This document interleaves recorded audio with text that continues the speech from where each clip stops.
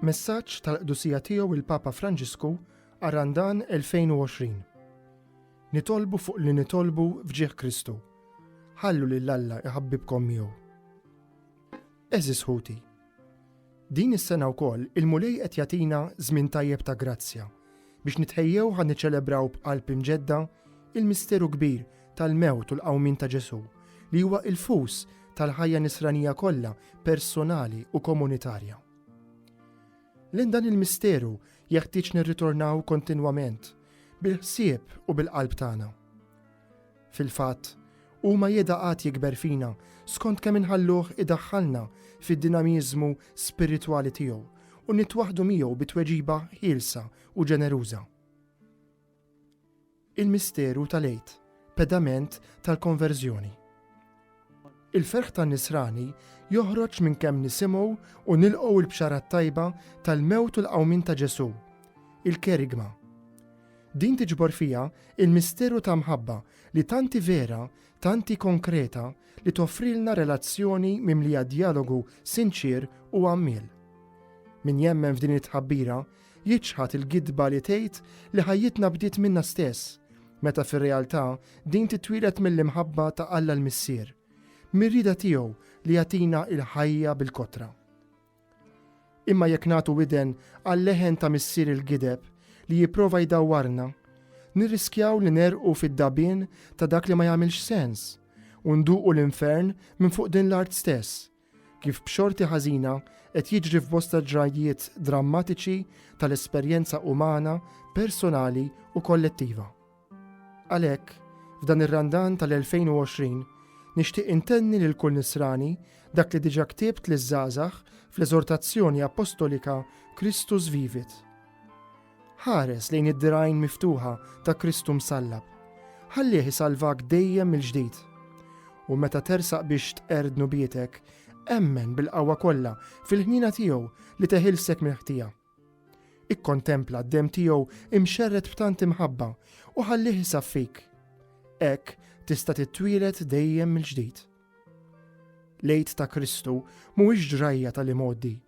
Bil-qawwa tal-Ispirtu Santu huwa dejjem attwali u jagħtina li bil-fidi naraw immissu il-laħam tal-ġisem ta' Kristu f'tant persuni li qed ibatu. L-urġenza tal-konverżjoni. Jiswielna ta' ġid li nikkontemplaw iżjed fil-font il-misteru tal-għid li bih wasletilna il-ħnina ta' Alla. Fil-fatt, l-esperjenza tal-ħnina hija possibbli biss f'laqa wiċċ imwiċċ mal-mulej mislub u rxoxt li ħabni u tal ilu nnifsu għalija. Dialogu ta' qalb ma' qalb, ta' ħabib ma' ħabib. Għalhekk it-talb huwa tant importanti fi żmien ir-Randan. Qabel ma huwa dmir, dan jesprimi l-bżonn kbir li nwieġbu għall-imħabba ta' Alla li dejjem tiġi qabilna u tweżinna. Fil-fatt in-nisrani jitlob fl-arfien li hu maħbub bla ma jistħoqlu. It-talb jista' jieħu bosta xejriet differenti, imma dak li tassew jiswa f'għajnejn Alla huwa li hu jinżel fil-font tal-qalb tagħna u jasal biex jigref l-ebusija tagħha biex idawwar lura dejjem iżjed leħ u lejn ir-rieda tiegħu. Għalhekk f'dan iż-żmien it-tajjeb ejjew inħalluh jaħodna bħalma għamel ma' Iżrael fid-deżert. Hekk biex sa fl-aħħar nistgħu nisimgħu il-leħen tal-arustana, inħalluh jidwi fina b'qawwa u disponibilità akbar. Aktar ma nħallu l-kelma tiegħu tmissna, aktar ħajirnexxielna nduqu l-ħnina tiegħu li hu joffrilna b'xejn. Għalhekk ma nħallux jiġi għal xejn dan iż-żmien ta' grazzja, bl-illużjoni preżuntuża li aħna s-sidien taż-żminijiet u tal-modi ta' konverżjoni tagħna leħ. Ix-xewqa mħeġġa ta' Alla li jiddialoga ma' wliedu. Il-fatt li l-mulej qed joffrilna mill-ġdid għal darb'oħra żmien tajjeb għal konverżjoni leħ qatt m'għandna neħduh bħala ħaġa ovvja. Din l-opportunità ġdida għandha tqanqal fina sens ta' rikonoxxenza u tqajjimna mir-raqda tagħna. Minkejja l-preżenza xi drabi wkoll traġika tal-ħażen fil-ħajja tagħna, kif ukoll f'dik tal-Knisja u tad-dinja, dan l-ispazju offrut lilna biex nibdlu r-rotta jesprimi r-rida soda ta' Alla li ma jwaqqafx id-dialogu ta' salvazzjoni li għandu magħna. F'Ġesu imsallab li Alla għamlu dnub għalina, din ir-rieda waslet sal-punt li xeħtet fuq ibnu id-dnubiet kollha tagħna. Sama Alla dar kontra tiegħu innifsu, kif qal il-Papa Benedittu 16 fl-enċiklika Deus Caritas Est. Fil-fatt, Alla iħobb ukoll lill-edewa tiegħu.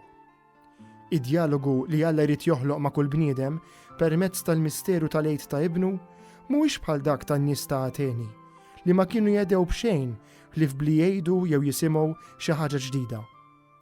Din l-għamla ta' tpaċpiċ ħireġ minn kurżità vojta u superfiċjali tikkaratterizza il-mondanità ta' kull żmien.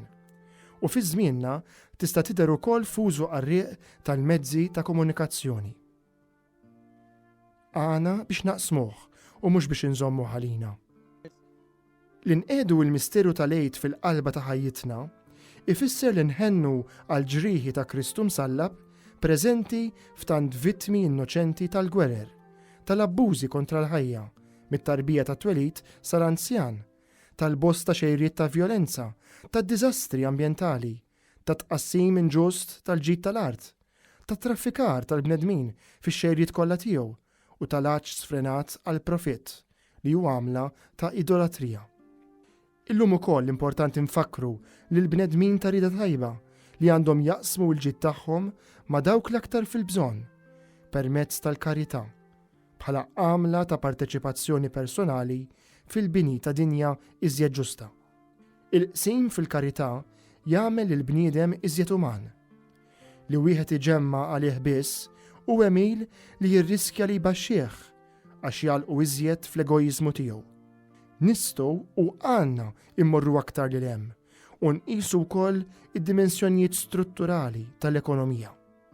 Għalhekk, fir-Randan tal-2020, mis-26 sa 28 ta' Marzu, sejjaħt f'Assisi żgħażagħ ekonomisti, imprendituri u change makers blan li jagħtu semhom biex titfassal ekonomija iżjed ġusta u inklusiva minn dik attwali. Kif tenna iżjed minn darba il-Maġisteru tal-Knisja, il-politika hija għamla l-aktar għolja ta' karità.